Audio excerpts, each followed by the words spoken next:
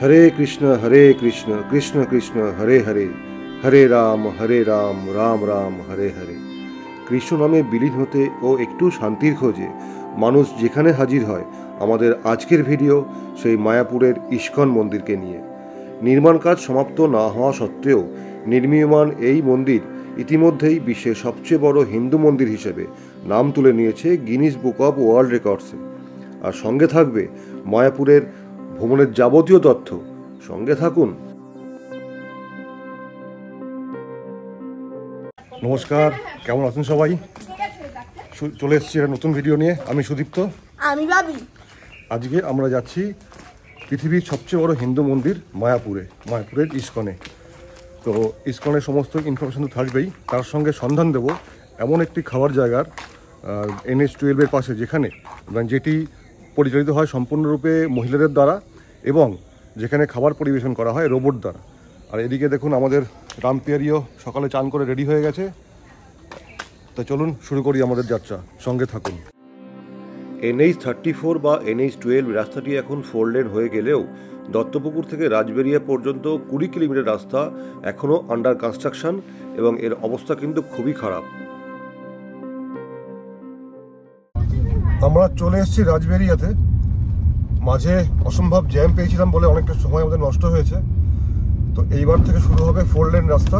এই জাস্ট রাজবেরিয়া আমরা ঢুকছি। এই দেখেন সামনে দেখতে পাচ্ছেন, এই শুরু হচ্ছে আমাদের 4 লেন রাস্তা, শান্তির যাত্রা।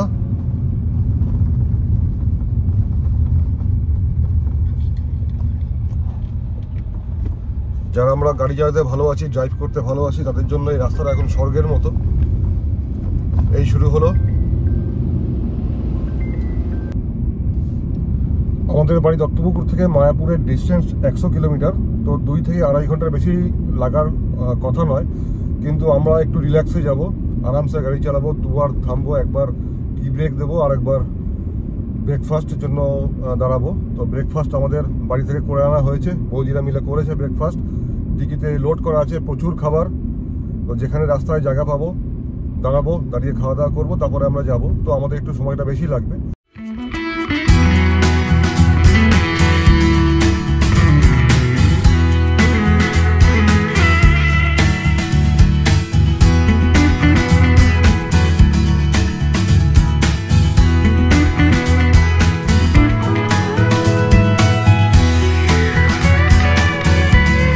আমরা অনেক দূর চলে এসেছি, আর 50 কিলোমিটার এখান থেকে কৃষ্ণনগর।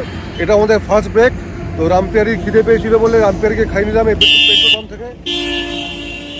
আর এখানে দাঁড়িয়ে চা আছে, ফ্লাক্সে নিয়ে আসা হয়েছে চা, সেই চা এখন খাবো। তারপরে আরেকবার দাঁড়াবো, ব্রেকফাস্ট করবো, তারপর আমরা যাবো। আজকে 25শে ডিসেম্বর 2024। তাই আমাদের সমস্ত দর্শককে এই বড়দিনের অনেক অনেক শুভেচ্ছা ও অভিনন্দন। আপনারা ভালো থাকবেন। We wish you a Merry Christmas. We wish you a Merry Christmas and a Happy New Year. Good tidings to you and your king. We wish you a Merry Christmas and a Happy New Year. Merry Christmas. Merry Christmas. Merry Christmas. আজকে 25শে December, কিন্তু ঠান্ডা একদমই নেই। এটাই একমাত্র আফসোস এই ট্যুরের, ওয়ান ডে ট্যুর। তো একটু ঠান্ডা থাকলে আমাদের এনজয়মেন্টটা হয়তো আরও একটু ভালো হতো। গাড়িতে আমাদেরকে এসি চালিয়ে যেতে হচ্ছে এই ডিসেম্বর মাসেও, মানে 25শে ডিসেম্বরও গাড়িতে এসি চালাতে হচ্ছে। আমরা চলে এসেছি অনেক দূর, প্রায় কৃষ্ণনগর ঢুকে গেছি। আর কিছুক্ষণের মধ্যে কৃষ্ণনগর ঢুকবো। তো আমাদের সহযাত্রীরা তো বকবক করছে। কেমন লাগছে ট্যুরটা আজকে? দারুণ দারুণ দারুণ দারুণ, খুব এনজয় করছি। বিউটিফুল একদম।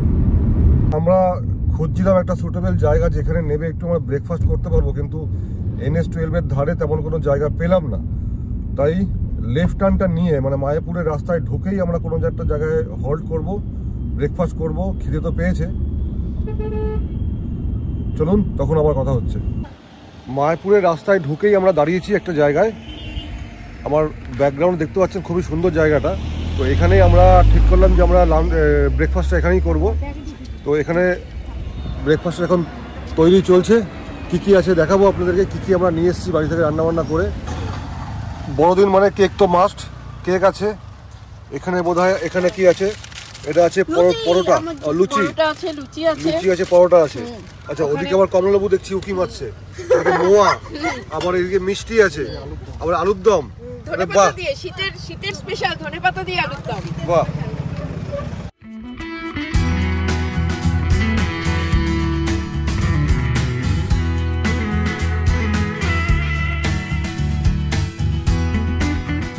জমিয়ে ব্রেকফাস্ট করলাম, তারপরে চা খেলাম, এবার আবার রওনা দিয়েছি। এখান থেকে আর মাত্র 6 কিলোমিটার ইস্কন মন্দিরটা, তো 10-15 মিনিট লাগবে এখান থেকে আর পৌঁছতে আমাদেরকে। তো চলুন ওখানে গিয়ে আবার কথা হচ্ছে। হরে কৃষ্ণ। অবশেষে এসে পৌঁছলাম আমরা ইস্কন মন্দিরে। আজকে 25শে ডিসেম্বর, যেহেতু প্রচুর গাড়ি লাইন, প্রচুর গাড়ি দেখতে পাচ্ছেন আমার ব্যাকগ্রাউন্ডে। আর এইদিকে দেখুন ব্যাকগ্রাউন্ডে, এই যে হচ্ছে মন্দিরটা, নতুন মন্দির যেটা এখনো তৈরি হচ্ছে আর কি, এই বড় মন্দিরটা এটাই। এই মায়াপুরে এসে যদি আপনারা ভোগ খেতে চান, তাহলে এই মায়াপুরে পৌঁছে প্রথম কাজ যেটা আপনাদের হবে সেটা হচ্ছে ভোগের কুপন কালেক্ট করা। এখানে 4টে ভবন আছে, সেই 4টে ভবনের ভোগ, বিভিন্ন রকম ভোগ আছে। আমি আপনাকে ভেতরে গিয়ে দেখাচ্ছি আপনাদেরকে। 40 টাকা থেকে ভোগ শুরু, খুব সম্ভবত 80 টাকা পর্যন্ত ভোগ আছে। তো যেহেতু লিমিটেড পরিমাণ ভোগ বিতরণ করা হয়, তাই এই মায়াপুরে এসে সবার প্রথমে আপনারা ভোগের কুপনটা সংগ্রহ করবেন, তারপরে মন্দির ঘুরে দেখবেন।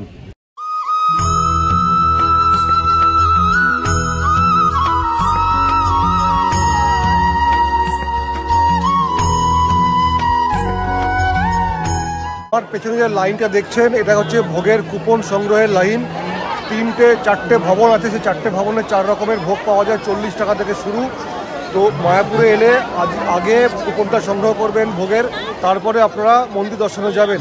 এখানে 4টে ভবনে 40 টাকা থেকে ভোগ শুরু হয়। কোনো ভবনে 11:30টায়, কোনো ভবনে 12টা, কোথাও 1:30টা পর্যন্ত, কোথাও 2টো পর্যন্ত ভোগ বিতরণ করা হয়। তাই ভিড়টা আজকে 25শে ডিসেম্বর একটু বেশি, কিন্তু এই ভিড় কিন্তু সারা বছরই থাকে। শ্রী চৈতন্যদেব ও কৃষ্ণ ভক্তির টানে বিশ্বের নানা দেশ থেকে এখানে ভিড় জমান কৃষ্ণ ভক্তরা। কৃষ্ণ নামকে সারা বিশ্বে ছড়িয়ে দেওয়ার জন্যই কাজ করে এই ইস্কন, যার প্রতিষ্ঠাতা আচার্য স্বামী প্রভুপাদ। তার টানেই ইউরোপ, আমেরিকা ও আফ্রিকা থেকে বহু ভক্তের নিত্য সমাগম হয় এই মায়াপুরে। চৈতন্যদেবের আরেক নাম চন্দ্র, তাই এই মন্দিরের নাম চন্দ্রোদয় মন্দির। 1966 সালে স্বামী প্রভুপাদের হাত ধরেই নির্মাণ কাজ শুরু হয় এই ইস্কন মন্দিরের। আর নতুন চন্দ্রোদয় মন্দিরের নির্মাণ শুরু হয় 2007 সালে। তবে এটি সম্পূর্ণ হতে এখনো বেশ কয়েক বছর বাকি।